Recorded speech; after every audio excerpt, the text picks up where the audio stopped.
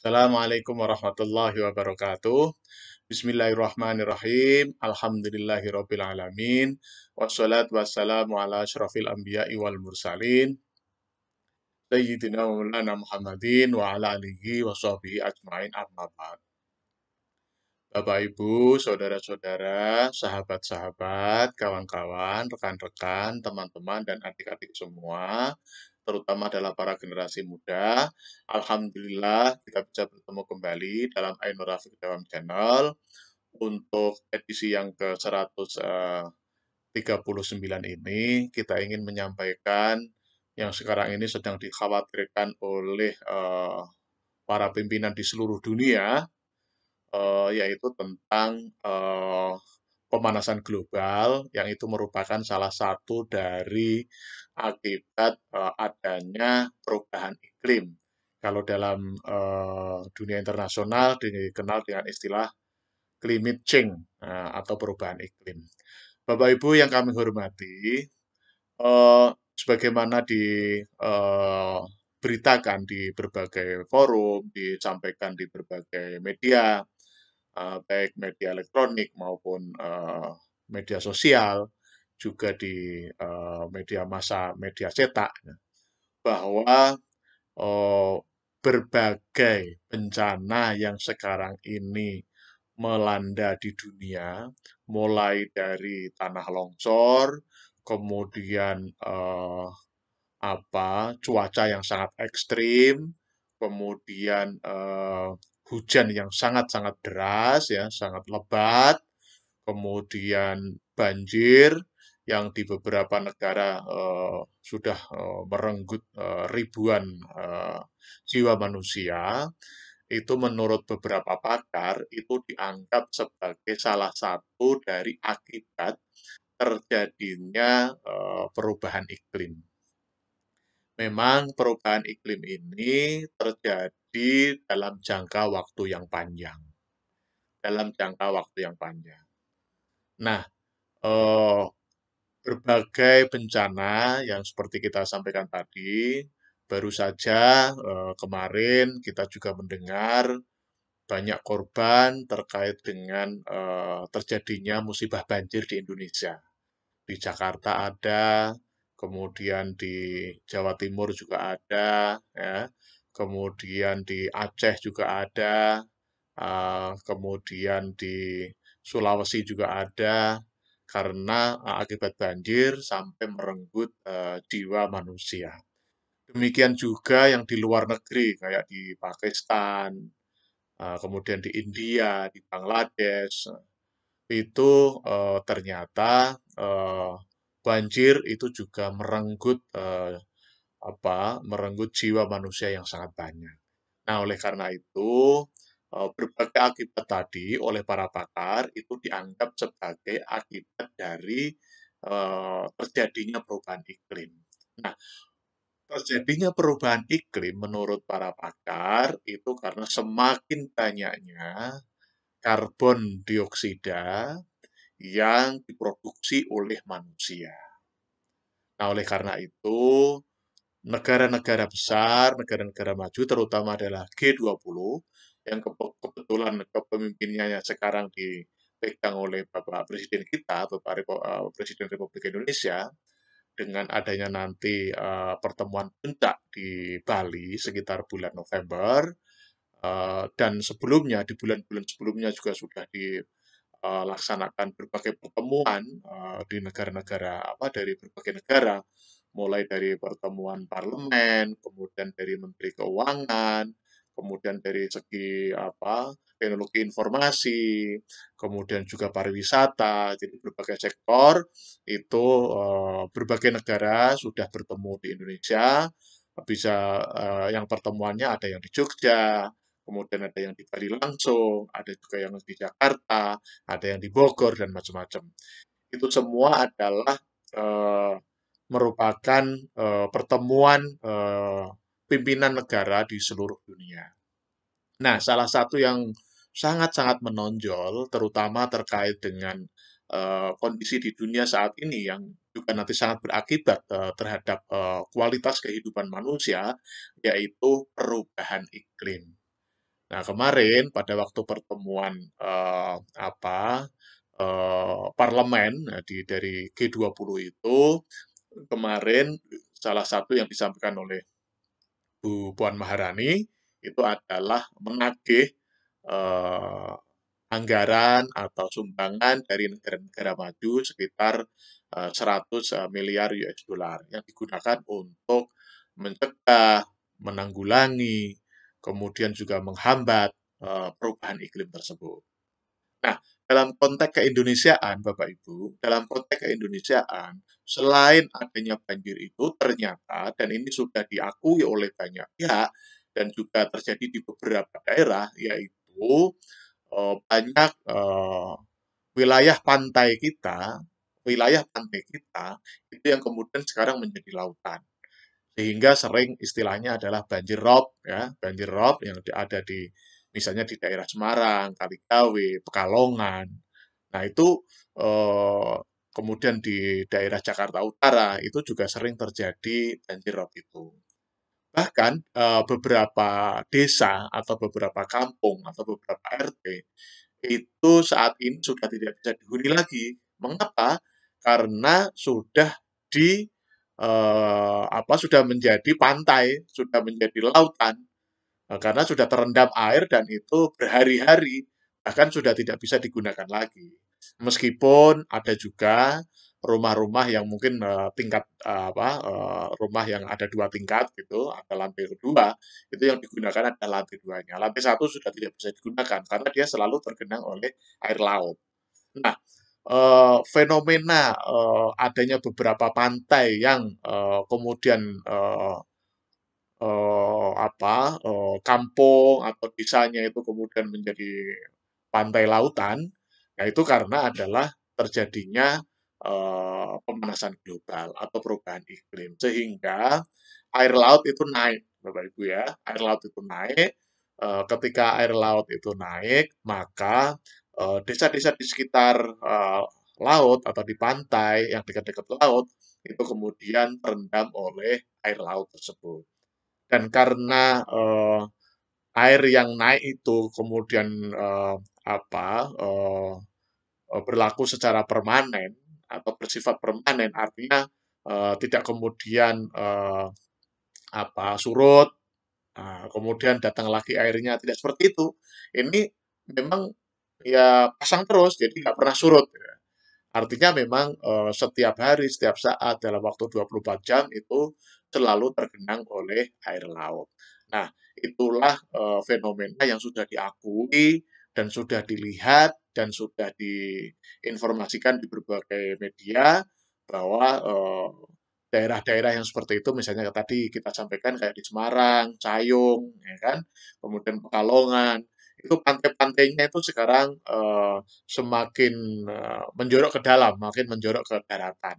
Artinya yang sebelumnya itu adalah berupa kampung, berupa RT dan RW di situ, merupakan perkampungan penduduk yang dihuni oleh penduduk, itu karena air laut itu naik, ya, air laut itu naik, maka daerah itu sudah tidak bisa dihuni lagi karena sudah terendam oleh air yang bersifat permanen dan tidak ada surutnya, jadi dia selalu ada airnya.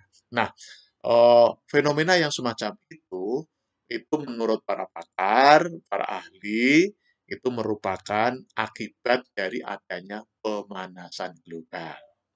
Nah, oleh karena itu, kita perlu memahami ini bahwa pemanasan global atau perubahan iklim, perubahan cuaca yang sangat ekstrim, ini menurut Bapak pakar lagi, itu dikarenakan semakin banyaknya karbon dioksida yang diproduksi oleh manusia. Nah, apa sih yang menyebabkan manusia itu memproduksi secara besar-besaran terkait dengan karbon dioksida itu? Nah, salah satunya adalah penggunaan bahan bakar minyak yang dari fosil, ya. Kemudian juga penggunaan batu bara, ya. Kemudian juga penggunaan gas LPG itu ya. Jadi penggunaan energi yang memanfaatkan bahan-bahan sumber dari fosil, itulah yang menyebabkan munculnya atau terproduksinya karbon dioksida. Demikian juga industri-industri yang masih menggunakan diesel, yang masih menggunakan bahan bakar minyak, yang masih menggunakan batu bara, itu semuanya adalah produsen karbon dioksida. Semakin masif, semakin masif industri-industri yang semacam itu, yang kemudian tidak diimbangi dengan uh, reforestasi atau semacam semacam reboisasi, ya, semacam penanaman pohon yang sangat-sangat luas dan sangat-sangat besar-besaran, maka itu nanti tidak seimbang antara produksi karbon dioksida dengan produksi oksigen. Nah, oleh karena itu, eh, negara-negara di dunia dengan adanya pertemuan G20 yang ada di Bali, itu sudah mulai dicanangkan arti kesadaran perubahan iklim itu. Artinya, masyarakat dunia, khususnya negara-negara maju, karena menurut para pimpinan negara itu, justru negara-negara maju itulah yang menjadi apa istilahnya pelopor produksi atau produsen karbon dioksida. Banyak sekali industri-industri di negara-negara maju yang menggunakan bahan bakar minyak. Nah, oleh karena itu, disepakati oleh PBB, Persatuan Bangsa-Bangsa, terkait dengan pencegahan perubahan iklim ini atau climate change atau pemanasan global ini dengan dengan menyepakati adanya sumbangan atau dengan adanya anggaran yang disiapkan oleh negara-negara maju sejumlah 100 miliar US dollar dalam rangka untuk mencegah, menanggulangi, dan menghambat perubahan iklim tersebut. Dan uh, kita forum ini mengatakan bahwa itu merupakan satu langkah yang sangat strategis. Kan Bapak Presiden kita, Bapak Jokowi, itu mewanti-wanti betul kepada pimpinan di Indonesia ketika membangun sebuah kota, katakanlah begitu, atau membangun sebuah wilayah itu, maka minimal 70% itu adalah berupa hutan, sementara yang bangunan itu berupa maksimal itu 30%. Itu adalah dalam rangka agar antara produksi karbon dioksida dengan produksi oksigen itu lebih banyak produksi oksigennya. Sehingga perubahan iklim itu bisa dicegah. Nah, bagaimana dengan konteks tradisi keislaman? Mungkin non jauh di sana pada zaman Rasulullah Muhammad SAW itu juga mungkin bagi kawan-kawan yang biasa membaca Al-Quran itu sering membaca atau sering mendengar surat Ar-Rum ayat 41 yang insya Allah berbunyi Bismillahirrahmanirrahim Zaharal fasadu fil barri wal bahri bima kasabat aydin nas. Jadi memang kerusakan di bumi itu adalah sebagai akibat dari perbuatan-perbuatan manusia. Nah, sebelum semua manusia ini musnah karena kerusakan bumi tadi, maka kesadaran terhadap pencegahan, terhadap penanggulangan perubahan iklim ini atau pemanasan global ini, maka menjadi concern kita semua.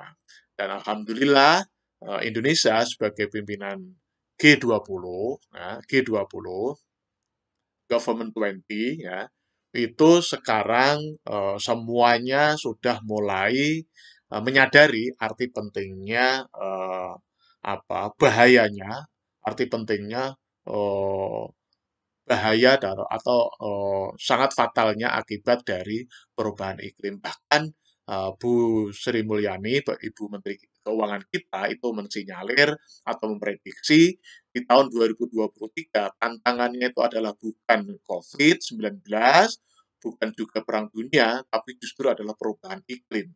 Karena itu membutuhkan anggaran sekitar 300 ribu triliun ya 300.000 triliun, 3.000 triliun untuk menanggulangi itu. Nah, oleh karena itu kita, terutama kita sebagai umat Islam yang sudah dari dulu sejak zaman Rasulullah itu sudah ada surat Ar-Rum ayat 41 bahwa kerusakan di bumi, dhaharul fasadu fil barri wal bahri ya.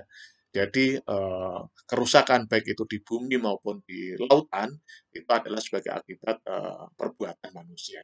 Nah, kita mencegah itu dengan apa? Caranya adalah mengurangi konsumsi bahan bakar minyak. Itu salah satunya ya.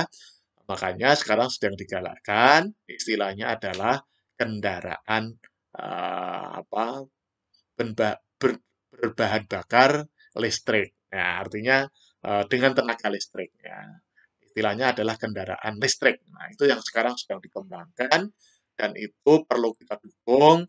Maka Bapak Ibu, saudara-saudara, sahabat-sahabat dan adik-adik semua khususnya generasi muda, kita harus menyongsong ini dengan menggunakan kendaraan yang berbasis listrik ya. Jadi tidak memakai BBM lagi.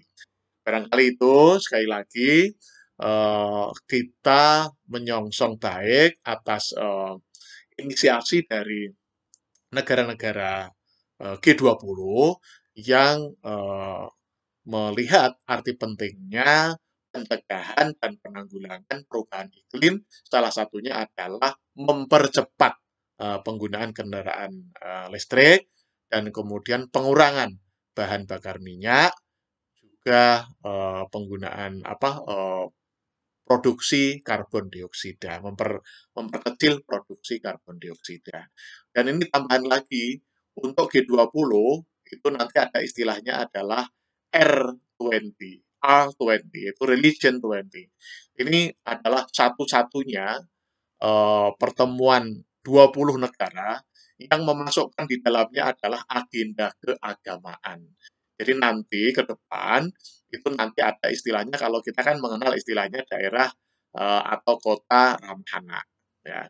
Nanti akan muncul istilahnya adalah kota ramah religi. Ya. Ramah religi. Industri ramah religi. Kota ramah religi. Artinya semua bangunan, semua infrastruktur itu harus menyediakan tempat atau menyediakan lokasi atau area untuk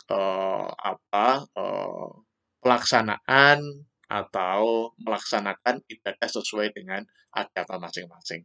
Barangkali demikian, kita ucapkan tagline kita, sukses di dunia, bahagia di dunia. Sukses di akhirat, bahagia di akhirat. Amin, amin, amin. Terima kasih. Assalamualaikum warahmatullahi wabarakatuh.